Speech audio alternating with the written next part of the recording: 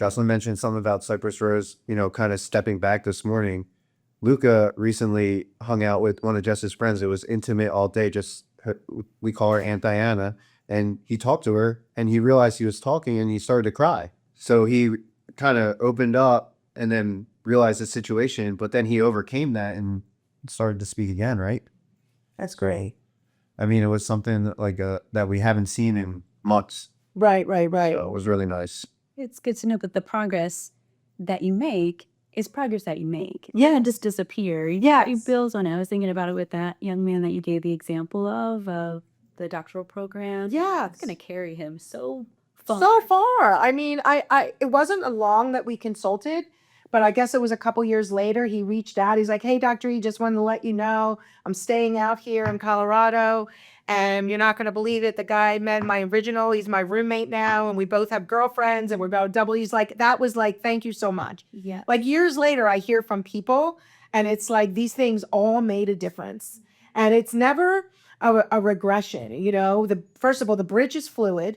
So sometimes you're up and sometimes you have to bridge down, let's say you go out and your child is giving their order, but then you're bringing Aunt Bertha with you to dinner. Well, Aunt Bertha. Aunt Bertha is like trying to get your kid to talk. When your child's around Aunt Bertha, your child is probably not verbalizing with. Your child's going to bridge down. So rather than it's a fail, it's I'm going to bridge down and maybe use an intermediary. So maybe he's not giving the order because your child isn't comfortable with Aunt Bertha, that we're going to work on. But that's okay. It's not, I failed, oh my gosh, because these kids have to feel it's safe and that I can do these things. And it's okay sometimes to bridge down, because it's not like if you don't talk, that's the end all and be all. Like that makes my blood curdle. Because talking or not talking is a symptom of something, whether it's a Y preventing them, a Y of SM, they're not comfortable, they don't feel connected, they're not confident in that situation. There's something missing.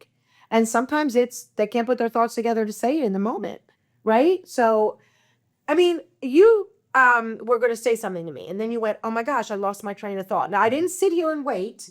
I didn't look you in the eye. That's actually what I was going to tell you about because I related to what happened with Cypress this morning, But at the end of the day, I think it's these small wins that add up. Yes, they do. I think Sophie was talking about it upstairs. Like she did a practice panel and, I guess Jen had a bunch of doctors on the monitor and maybe there was more than she thought, but she did a great job. And now she's up there on the panel and she did amazing this morning. It was really nice to see. Yeah. Her goal, she said, I want to be Dr. Jen.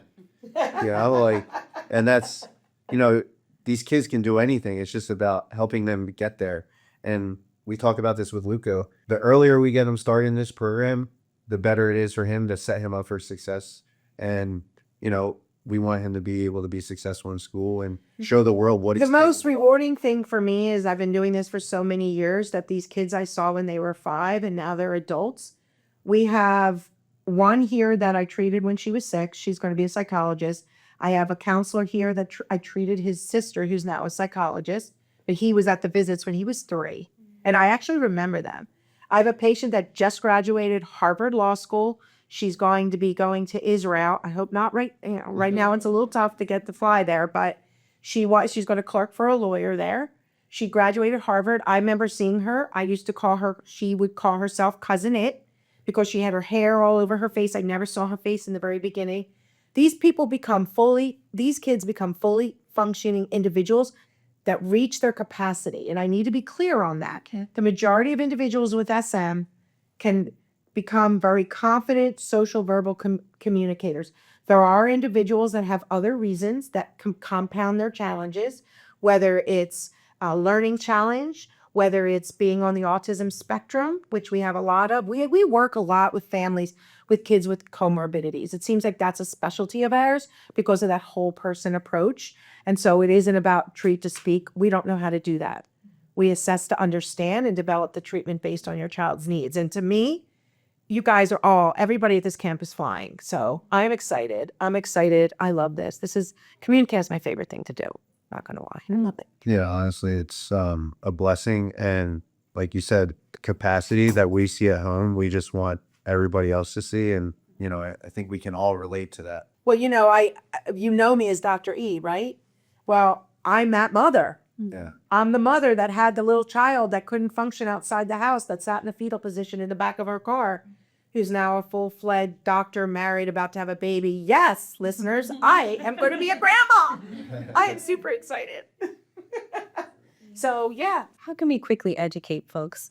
So if it's either a family member or a friend who we might not be able to share. About My Child worksheet. Have you ever seen it? Yes. And I think I'm wondering if we don't have the time to give that ahead of time. Right. What's our elevator pitch for? So the elevator pitch is one, you want to try email. It doesn't have to be a piece of paper, but if you know you're going to visit Aunt Sally and Uncle Bill, I would try and reach out. But the other thing you want to do is I talk about PVC, prepare, visuals, and choices. That's the easiest way to engage your child. And so if you're driving to Aunt Sally's house, have that bag of prop, have the preparing. I wonder what they're going to ask us. Like, it's summer. What do you think they're going to ask? And you even turn to a sibling or each other and go, what do you think Aunt Sally's going to ask? What do you think Uncle Bill could ask? Like, and you talk about it preparing nonchalantly. There are some kids working on the I Spy common questions or the action plans or the sandwich questions.